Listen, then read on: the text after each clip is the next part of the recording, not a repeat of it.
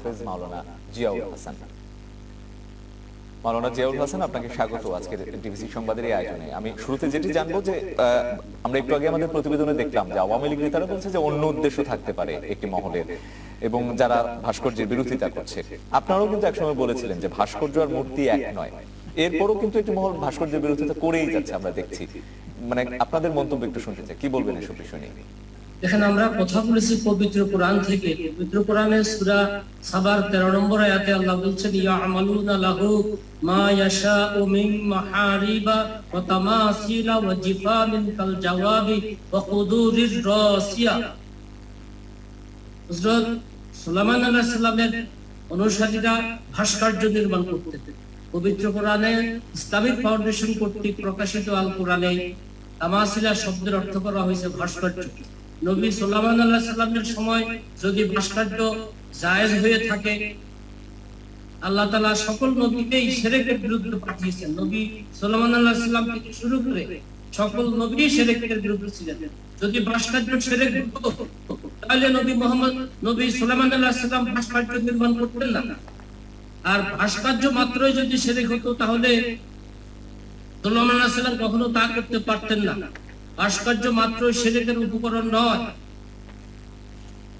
কারণ ভাস্কর্যের সামনে গিয়ে বাংলাদেশের কোন মুসলমান আমাদের স্বাধীনতার শহীদদের জন্য স্মৃতিসৌধ, শহীদ বুদ্ধিজীবী স্মৃতিসৌধ, তারপরে ভাষা শহীদদের জন্য আমাদের যে শহীদ মিনার, সেখানে গিয়ে আমরা কেউই সেখানে প্রার্থনা করি না, আরাধনা করি না, দোয়া দুরূদ পাঠ করি না, সেখানে আমরা সম্মান করি। তো আজকে যারা এই ধর্মের কথা বলে ইসলামকে অপব্যাখ্যা করে মুক্তিযুদ্ধের চেতনার বিরুদ্ধে, আমাদের বাঙালি সংস্কৃতির বিরুদ্ধে গিয়ে তারা বাঙালি সংস্কৃতিতে, বাংলাদেশের মুক্তিযুদ্ধে, স্বাধীনতা যুদ্ধে যাদের কোনো অবদান নেই, তারা আজকে মুক্তিযুদ্ধের চেতনার বিরুদ্ধে, বাঙালি সংস্কৃতির বিরুদ্ধে, বাঙালি জাতীয়তাবাদের বিরুদ্ধে আজকে তারা ইসলামের কথা বলে ৭১-এর মতো তারা আজকে মানুষকে বিভ্রান্ত করছে। আমরা সরকারকে আহ্বান জানাবো, এই অপশক্তিকে ৭১-এ যেভাবে পরাজিত করা হয়েছে, বাংলাদেশের মুসলমান, হিন্দু, বৌদ্ধ, খ্রিস্টান, আদিবাসী, পাহাড়ি সকল ধর্মের মানুষকে ঐক্যবদ্ধ হয়ে এই স্বাধীনতা বিরোধী, সাম্প্রদায়িক, দেশ বিরোধী অপশক্তিকে আমাদের মুখে দিতে হবে, এদেরকে প্রতিরোধ করতে হবে ইমানি দায়িত্বে। এর কোনো বিকল্প নেই। জি, আল্লাহ তাআলা যদি নবী সুলাইমান আলাইহিস সালামের জন্য ভাস্কর্য জায়েজ করে থাকেন, তাহলে সেটা অন্য নবীদের সময় সেটা কেন হারাম হবে? এই ব্যাপারে কোনো কোরআনের আয়াত নাই। জি, হাফেজ মাওলানা হারাম করা হয়েছে, নিষেধ করা হয়েছে।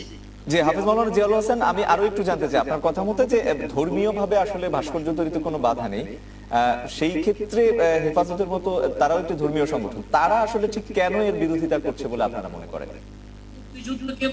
মুক্তিযুদ্ধের সময় তারা আমাদের স্বাধীনতার বিরুদ্ধে ছিল।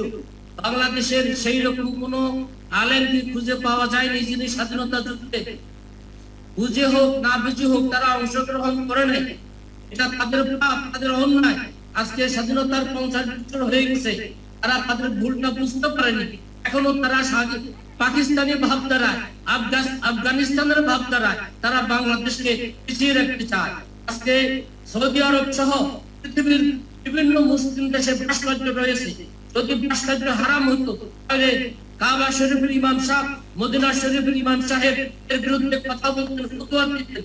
ওআইসি, আরব লীগ তারা এর বিরুদ্ধে কথা বলতেন। আজকে যারা এগুলো করছেন তারা কোরআন মানেন না, সংবিধান মানেন না। যদি কোরআন মানেন তাহলে কোরআনে বলা হচ্ছে সুন্নাতুল্লাহি ফিল্লাযিনা খালাউ মিন ক্বাবলু ওয়ালান তাজিদা লিসুন্নাতিল্লাহি তাবদীলা। অর্থাৎ পূর্বে যাহারা অতীত হইয়া গিয়াছে তাহাদের ব্যাপারে ইহাই ছিল আল্লাহর রীতি। তুমি কখনো আল্লাহর রীতিতে কোনো পরিবর্তন পাইবে না। হযরত সুলাইমান আলাইহিস সালামের সময় যে রীতি ছিল সেই রীতি এখনো চালু আছে। ভাস্কর্যকে কেউ আমরা পূজা করি না, প্রার্থনা করি না, আরাধনা করি না, আমরা সম্মান করি। জি, হাজরে আসওয়াদের ব্যাপারে বলি, হাজরে আসওয়াদে